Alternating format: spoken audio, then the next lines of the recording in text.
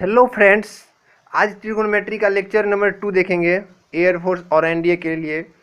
मैंने पिछले क्लास में आपको ये बता दिया था कि कोणों का मापन कैसे करते हैं। थोड़ा और रिवीजन कर देते हैं अभी कि आपने यदि एंटी क्लॉकवाइज ना घुमा तो वो एंगल कैसा बनेगा, पॉजिटिव।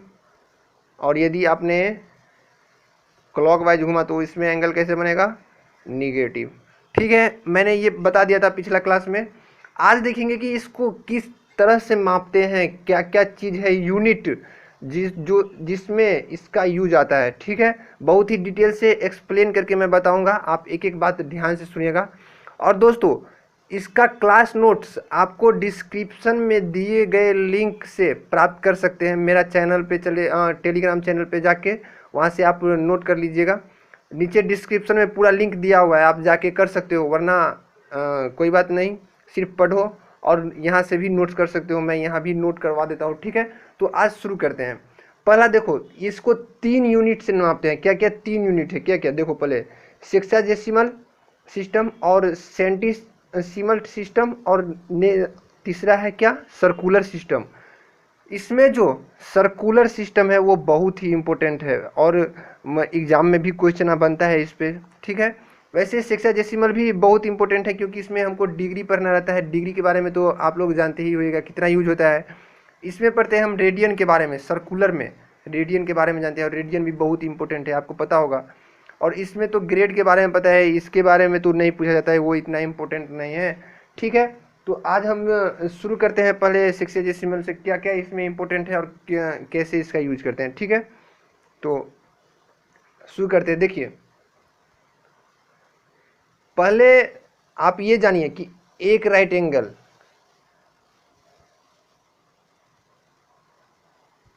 यदि एक राइट एंगल कितना होता है आपको पता होगा, 90 डिग्री। 90 डिग्री को आप क्या करिए कि 90 बराबर भाग में बांट दीजिए।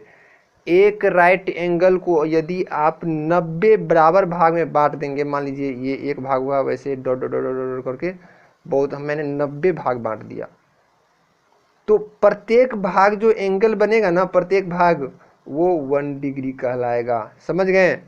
नहीं समझे मैं फिर से बता रहा हूँ। देखिए, मैंने ये एंगल लिया, टोटल 90 डिग्री का है। ठीक है, कुल 90 डिग्री का है। इसको क्या करिए आप कि 90 बराबर भाग में बांट दीजिए। 90 बराबर भाग में बांटने के बाद प्रत्येक एंगल को जब आप मापोगे तो प्रत्येक एंगल 1 डिग्री का होगा। ठीक है, समझ गए 1 डिग्री क्या होता है? यानी कि 1 राइट एंगल को आप 90 भागों में बांट दें तो वो जो मिलता है, हमें क्या मिलता है, 1 डिग्री मिलता है। समझ गए ना? अब देखिए, 1 डिग्री की तो बात हो गया। इसके बाद हम यूज करते हैं क्या चीज़ का, मिनट का और सेकंड का। इसी में 1 डिग्री के बाद क्या किया यूज करते हैं, मिनट का और सेकंड का।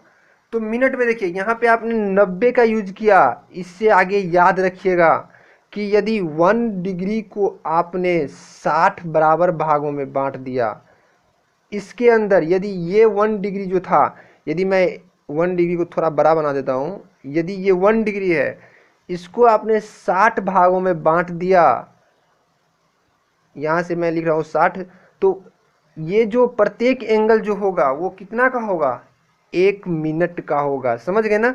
ये घड़ी वाला मिनट नहीं है दोस्तों, ये जो मिनट है वो एंगल के लिए, सेक्साडेसिमल सिस्टम के लिए है। समझ गए ना? तो 1 डिग्री को आप 60 बराबर भागों में बांट दीजिएगा तो कितना हो जाएगा, 1 मिनट। और 1 मिनट को ऐसे डिनोट करते हैं। ठीक है, 1 डिग्री को ऐसे डिनोट करते हैं, आपको इसमें कंफ्यूजन नहीं होगा। ये तो बेसिक वाला बात था, मैंने थोड़ा इसको नहीं बताया। ठीक है, अब बात रहा किसका। देखिए, थोड़ा और डिटेल चलिए इसमें। यदि आपने 1 सेकेंड को, यदि आपने एक सेकेंड का गया, सॉरी, 1 मिनट को 60 बराबर भागों में बांट दें तो हमें 1 सेकेंड प्राप्त होता है। समझ गए ना? क्या मैंने बोला कि यदि आप 1 मिनट को 60 बराबर भागों में बांट दें तो 1 सेकेंड प्राप्त होता है। कुछ इसी तरीके से मान लीजिए यही सेकेंड है, तो इसको 60 भागों में बांट दीजिएगा तो ये प्रत्येक एंगल जो होगा वो 1 सेकेंड का होगा। समझ गए ना? तो इस पे एग्जाम्पल में इस पे तो थोड़ा क्वेश्चन बनने लायक नहीं है, लेकिन तब पर भी मैं थोड़ा एक क्वेश्चन ले लेता हूँ। देखिए, एक राइट एंगल आप कितना लिखेंगे, 90 इस साइड जाएगा तो 90 डिग्री। अब पता चल गया होगा कि एक right angle equal to 90 degree क्यों होता है, यहीं से होता है। यानी एक right angle equal to 90 degree, तो दो राइट एंगल कितना हो जाएगा, 90 गुना 2। तीन राइट एंगल 90 गुना 3 डिग्री मतलब 270 डिग्री। चार राइट एंगल 360 डिग्री। समझ गए ना। इसी तरह हम 90 डिग्री को n टाइम्स गुना करते जाइए, उतना आप प्राप्त करते रहिए। अगला देखिए क्या है, सेंटीसीमल। सेंटी का मतलब पहले भी आप जान चुके होइएगा कि सेंटी से पता चल रहा है 100 निकल रहा है मान, नहीं ना पता चल रहा है, या पता चल रहा होगा। सेंटी मतलब 100 होता है, आप पिछले क्लास में भी पढ़े होइएगा। ठीक है, सेंटी का मतलब वही होता है ग्रेड। यानी कि यदि आप एक एंगल लेते हो, एक एंगल कौन सा, राइट, एक राइट एंगल लेते हो और आप उसको 100 बराबर भाग में बांट दें, तो वो प्रत्येक एंगल जो बनेगा वो सेंटीसीमल बनेगा। क्या बनेगा, प्रत्येक एंगल सेंटीसीमल। समझ गए ना। तो एक राइट एंगल इक्वल टू कितना हो गया, इसको हम एक ग्रेड से डिनोट कर देते हैं और एक ग्रेड के बराबर हो जाता है। यानी कि एक right angle equal to 100 grade. अब देखिए, इसमें एक ग्रेड को आप, जैसे कि मैंने एक राइट एंगल बनाया, इसको आप 100 भाग में बांट दीजिए, एक से लोग 100 तक बांट दिया, तो प्रत्येक एंगल कितना का हो गया, 1 ग्रेड का कहलाया। ओके, अब देखिए, यदि आप 1 ग्रेड को 100 बराबर भाग में, कन्फ्यूजन नहीं होना चाहिए, पिछला बार मैंने क्या किया था हेक्साडेसिमल में 60 बराबर भागों में बांटा था, लेकिन यहाँ पे 100 बराबर भागों में बांटोगे या आप बांटेंगे तो क्या प्राप्त होगा, 1 मिनट प्राप्त होगा। समझ गए ना।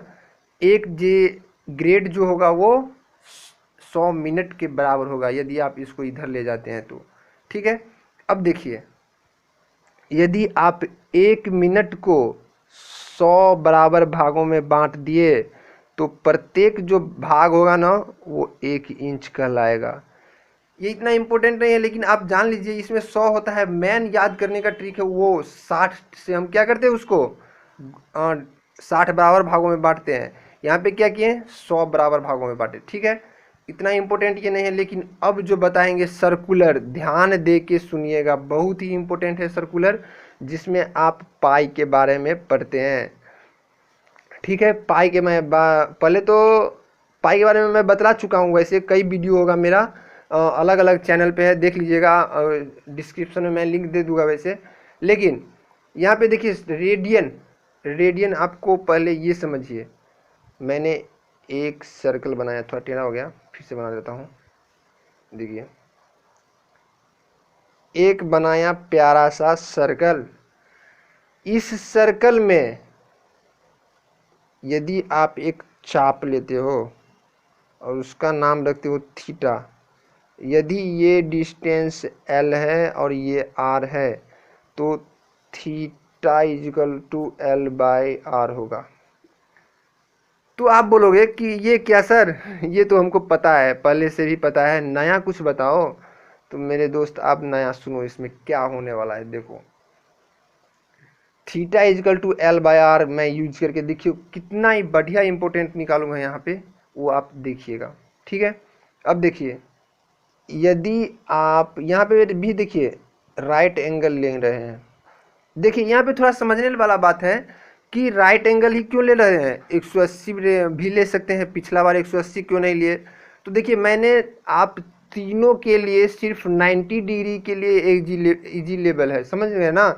यदि आप 90 से अधिक लेंगे तो आपका मामला बिगड़ जाएगा, अगला जो आएगा वो रिलेशन निकाले में उसमें गलत होगा। इसीलिए आप सिर्फ 90 डिग्री लेंगे।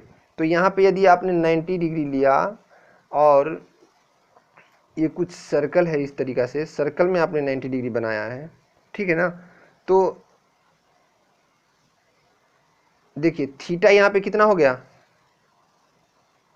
L/R, यहाँ पे भी यूज कर लीजिए, आप छोटा ही R ले लीजिए।